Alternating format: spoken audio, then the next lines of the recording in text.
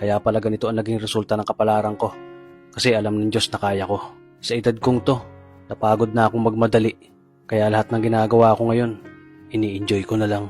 Siguro sa dami na rin ng aking pinagdaanan, napagtanto ko na ang buhay ay mas malawak at mas mahiwaga pa sa mga problemang dumarating sa buhay natin.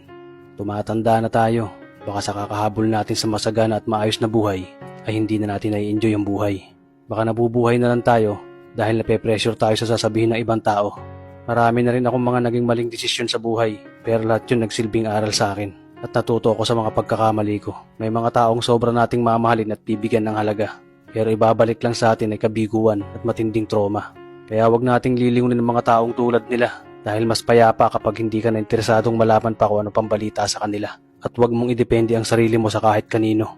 Tandaan mo, kahit sarili mong anino, iiwan ka din nito kapag madilim na ang paligid mo. Kailangan natin matutunan na huwag ikumpara ang sarili natin sa iba dahil hindi natin laban ang laban nila. Karera mo to, di nila karera. Dahil ang buhay ay hindi naman nasusukat sa kung sino ang mayaman, kundi kung sino ang payapa. Kaya galingan mo lang palagi tol dahil napakaraming tao mapanghusga, hihilahin ka pababa. At lagi mo tong tatandaan na makakatanggap ka lang ng papuri mula sa kanila kapag patay ka na.